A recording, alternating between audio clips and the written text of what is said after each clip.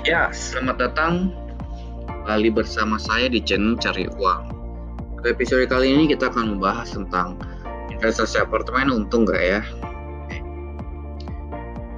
Pertama-tama teman-teman harus berpikir dulu jangka panjang ya. Kalau apartemen itu kan real estate property. Properti itu investasi jangka panjang.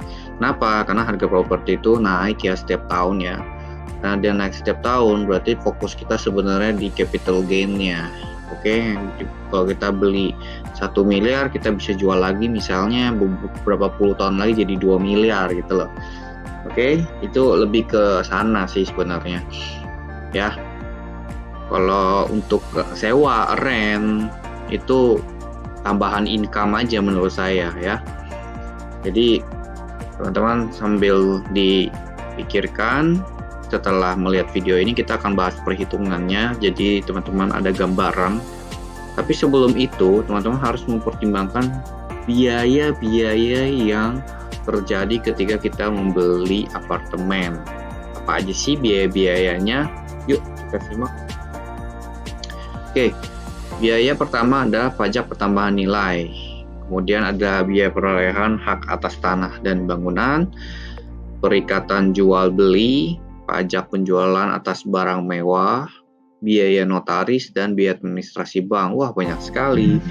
Oke, pertama-tama PPN itu 10% dari nilainya. Teman-teman sudah tahu PPN ya. Kemudian ada BPHTB, biaya proyek atas hak tanah dan bangunan. Nah, ini pasti kena biasanya 5% dari harga rumah setelah dikurangi NJO PTKP, nilai jual objek pajak tidak kena pajak, yang besarannya beda-beda nih tiap provinsi. Kalau DKI Jakarta itu kurang lebih 60 juta, oke? Dikurangi 60 juta dulu baru dikali 5%. Nah, kemudian PPJB ini adalah apa? Nah, ini perjanjian antara developer dengan pembeli unit apartemen, ya kan? Kemudian setelah ini selesai akan ditandatangani dengan bentuk akta jual beli sebagai tanda perizinan resmi atas transaksi. Nah, kemudian PPNBM, barang mewah, kalau misalnya harganya lebih dari 2 miliar ya. Nah, itu kalau misalkan kita beli melalui developer, kalau perseorangan tidak kena. Biaya notaris udah pasti, biaya administrasi bank juga udah tahu ya. Oke, lanjut ya, biar cepet. Misalkan kita beli apartemen nih dengan cash keras tanpa KPA, pendapatan sewa, pajak, kita hitung ya. Misalnya pendapatan sewa 60 juta, sebulan 5 juta kali 12 berarti 60 juta. Pajak setahun ya kurang lebih anggap aja 5 juta PBB-nya, asuransi 3 juta, utilitas 0 karena kita sewakan ke orang, jadi utilitas listrik, air itu ditanggung sama penyewa apartemen. Vacancy 5% dari pendapatan sewa 3 juta ya kalau misalkan tidak ada yang sewa. Maintenance kurang lebih 500.000 per bulan kali 12 jadi 6 juta. Installment KPA 0 karena kita belinya dengan cash keras. Net cash flow uang masuk 43 juta bersih. Ini yang setiap bulan masuk ke kantong kita.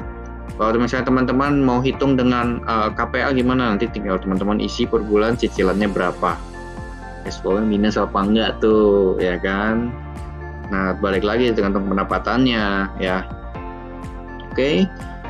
Nanti tinggal dibalik aja rumusnya. Nah, dengan 43 juta ini worth it atau enggak sih sebenarnya? Itu sebenarnya lebih ke ini ya. Kalau misalnya kalau teman-teman pakai installment KPA udah pasti net cash flow-nya minus ya, karena butuh waktu lama untuk supaya itu lunas.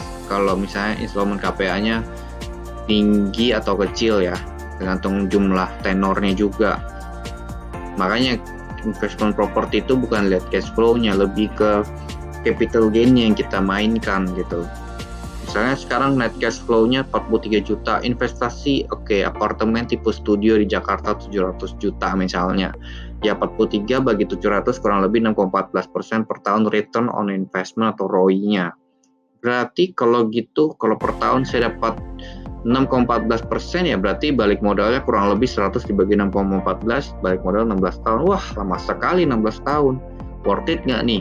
Ya, 16 tahun oke lah balik modal 16 tahun. Tapi kan sebenarnya ini ada capital gain. Capital gain tuh kita beli 700 juta karena inflasi naik terus harga properti, jadinya mungkin di tahun tahun 16 kita bisa jual lagi seharga misalnya 2 miliar. Berarti kita udah ada capital gain senilai 1,3 M. Dan balik modal lagi, ya kan? Berarti 2 M bersih gitu. Jadi emang properti itu mainnya jangka panjang gitu. Oke, teman-teman sudah mengerti ya? Udah ada gambaran ya? Berarti sekarang apakah investasi apartemen itu menguntungkan apa enggak? Oke. Jadi jangan short term atau jangka pendek ya pikirnya ya. Kita harus pikirnya jangka panjang. Mainnya lama gitu. Oke, kayak gitu aja kurang lebih. Kalau misalnya teman-teman merasa channel ini bermanfaat, subscribe dan like untuk mendukung channel ini. Sampai jumpa di channel Cari Uang.